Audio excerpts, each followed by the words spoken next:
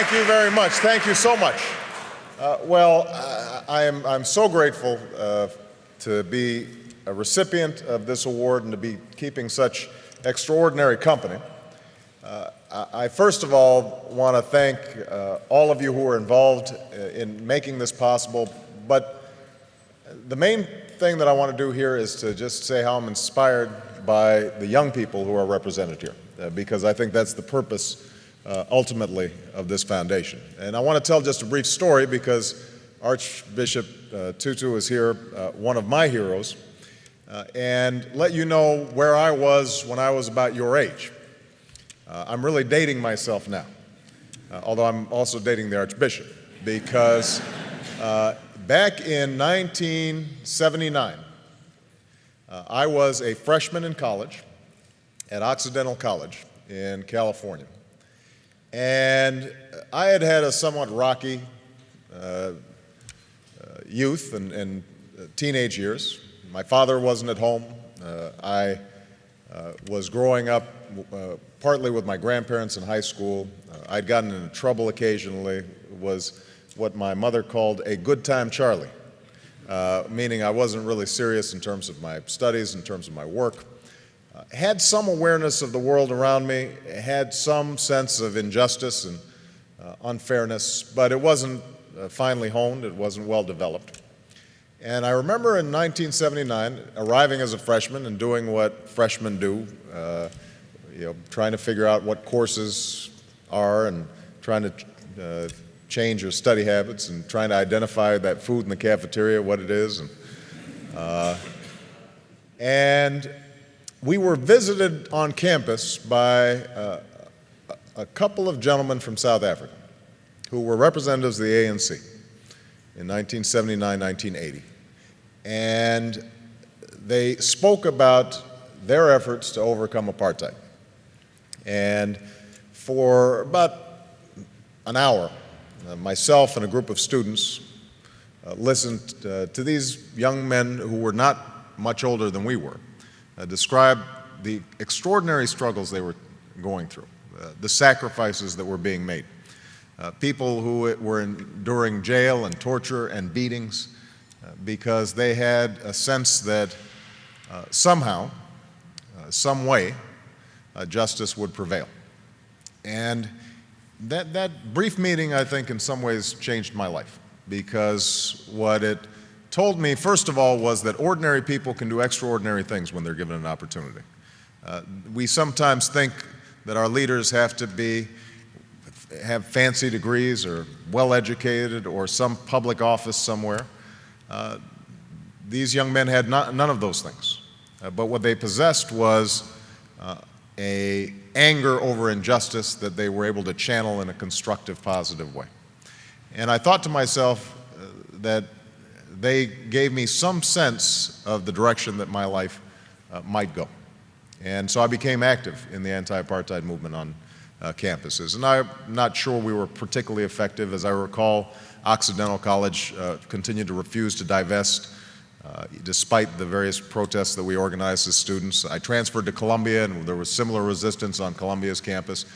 But over time, I like to think that I was part of that mosaic that applied pressure and ultimately helped those in South Africa achieve the extraordinary liberation that I would witness almost 10 years later as a law student. And I remember the image of Nelson Mandela walking out of prison and understanding that a seminal moment in history had occurred and that Mandela's long march towards freedom was not his alone, but was part of thousands of footsteps, of millions of footsteps of people all around the world. And I trace back me getting involved in politics to that moment, because as a consequence of that organizing on a college campus, I became a community organizer. As a consequence of a community organizer, after going back to law school, became a civil rights attorney. As a consequence of being a civil rights attorney, I entered the state legislature, and I now stand before you as a United States Senator and as a candidate for president.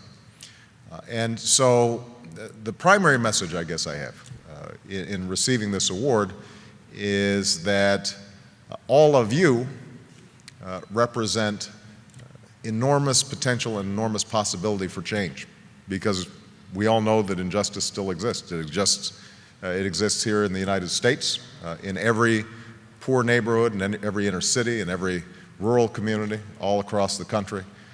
There is quiet desperation. Young people's lives are filled with sadness and desperation and anarchy and chaos.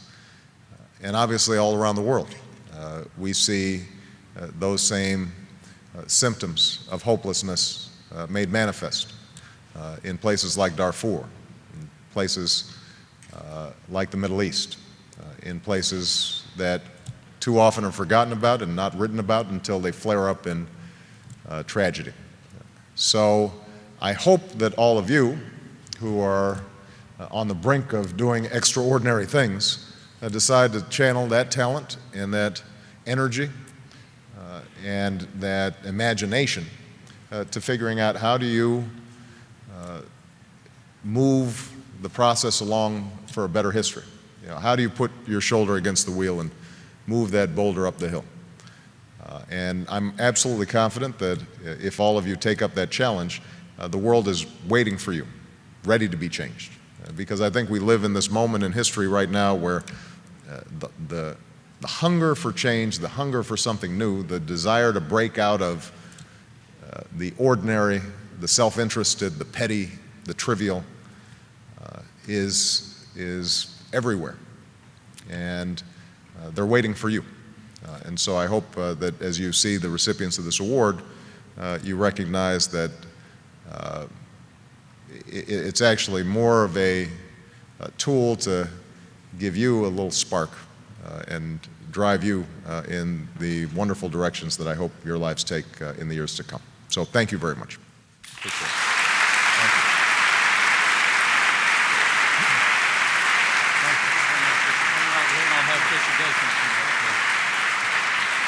We'll again invite Bishop Tutu to step forward.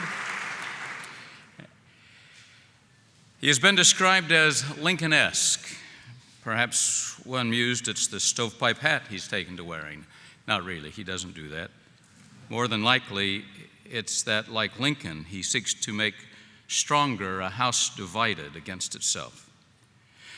Both these Illinoisans reveal America that is a land that has raised up unique individuals of decency and purpose. United States Senator and Democratic presidential candidate to receive the award and inducted into the 2007 class of the Academy of Achievement, Senator Barack Obama.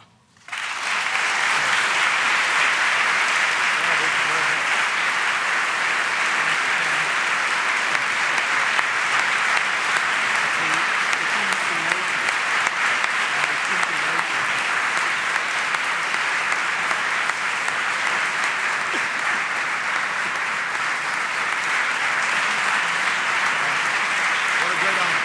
Thank you. Thank you very much. What a